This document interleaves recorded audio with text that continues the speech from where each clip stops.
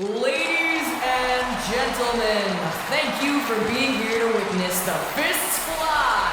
In one corner, the illustrious pro wrestler Alex, hailing from the Unova region and standing at 6'1". And in this corner, the Alolan Terror himself takes the stage. Don't let his 5'11" stature fool you, because this ruthless, violent, selfish Pokemon always burns up the competition. It's Incineroar!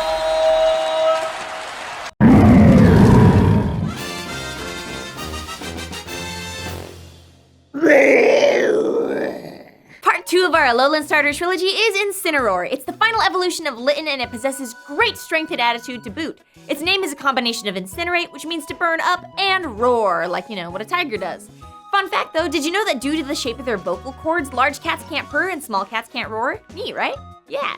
Yeah, and speaking of large cats, tigers are some of the most dangerous and respected animals there is. Out of all big cats, they are by far the most likely to hunt people, and over the past 200 years or so, they've killed about 325,000 of them, at least that we even know about. Yikes! Calm down, tigers. Right? Damn. In fact, one tigress known as the Champawat tiger had a personal KD ratio of 436-1 before she was hunted and taken down. Plus, an even more worrisome statistic is that naturally, tigers aren't even man-eaters. But if a tiger is disabled in some way, say it broke its teeth or it has a bad leg and can't catch its normal prey, it turns to humans as a food source because they're the easiest things to catch. So before you go saying we're the best species on the planet, just remember that we're essentially the tutorial enemies for Tiger RPG on PS4. And maybe it's because of this duality that tigers are often associated with willpower, personal strength, and courage, but also shadows or part of yourself that you would normally try to hide or reject. As a spirit animal, they represent aggression or anger directed at you or felt towards someone, and unpredictability in life, actions, or feelings. With this in mind, it's no wonder training an Incineroar can be quite a challenge. They fight with gusto and are known to be very reckless. When they're riled up in battle, the belt around their waist bursts into flame and shoots out fire in all directions. Trainers have to be careful when that happens too, because Incineroar shows absolutely no regard for those around it and often unwittingly harms its trainer. The problem is, Incineroar is vain and won't put its all into a battle unless a crowd is watching. And if its opponent doesn't match its zest for battle, Incineroar may refuse to fight. I mean, honestly, he seems like a total jerk, so why would anyone want this Pokemon? Why are we even doing an episode about him? Well, what if I told you that Game Freak strikes again and that the weird mix of hate and admiration you're feeling is all part of the plan? Well, I'd probably just get really quiet and wait for you to try and segue into this week's ridiculous segment.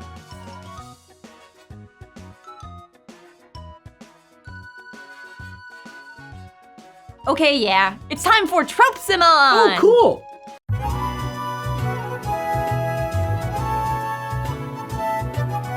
So basically, it all boils down to this. Everything we want to know about Incineroar and why it's the way it is can be found by starting with its species name, the Heel Pokemon. This isn't so much a reference to his paws so much as it is to, wait for it, professional wrestling.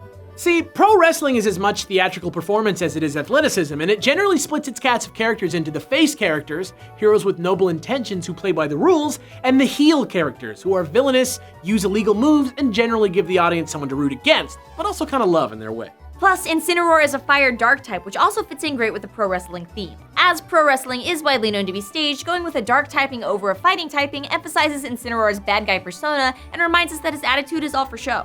Like, when Incineroar was first leaked months before Sun and Moon came out, many feared that he would evolve into a fire-fighting type, a common typing for second-stage fire-type starters.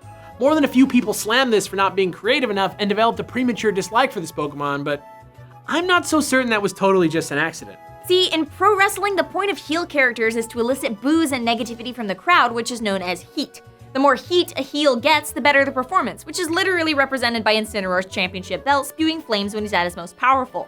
To me, it's a bit ironic that Incineroar generated all this heat before the game was released though, because, dude, it only makes him stronger. And if that's not enough, Incineroar also seems to be specifically based on an incredibly famous pro wrestling persona originating in Japan known as Tiger Mask. It was originally a manga series about an infamous Japanese wrestler of that name who played a fearsome heel. In the plot of the manga, Tiger Mask returns from the United States to Japan, where a child expresses his admiration of Tiger Mask's power and tell him he too hopes to grow up and be evil one day. Tiger Mask is horrified and vows not to influence children in this way anymore, becoming a face character and turning his back on his former ways. In Incineroar's page on the official Sun and Moon website, it even mentions that Incineroar adores the admiration it gets from children and always tries its best around them. Isn't it great when it all just kind of like wraps itself up in a neat little bow like that?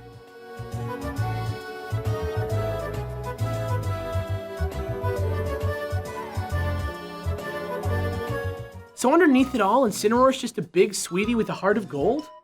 Do I kind of like Incineroar? What's happening to me? See? Told ya! I bet there's tons of people out there who love to hate Incineroar. But what about you? Has your hate turned to love? Maybe so, but it still depends. On what? On how we do his VGC 2017 battle strats. I don't know why I asked. Pokemon!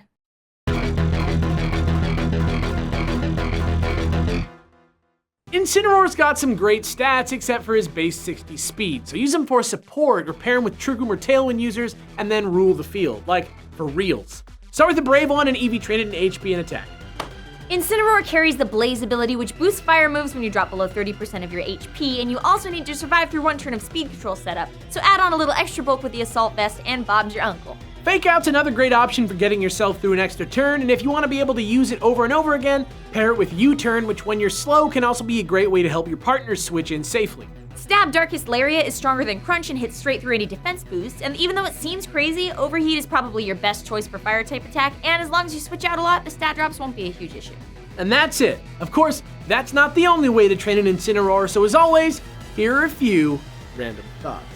Incineroar is truly going to become a monster once it gains access to its hidden ability Intimidate, and the synergy it has with this strat is rock solid. But if you really want to get crazy, maybe drop Overheat for Snarl, which lowers both opponents' special attacks and no one will ever be able to damage you ever again.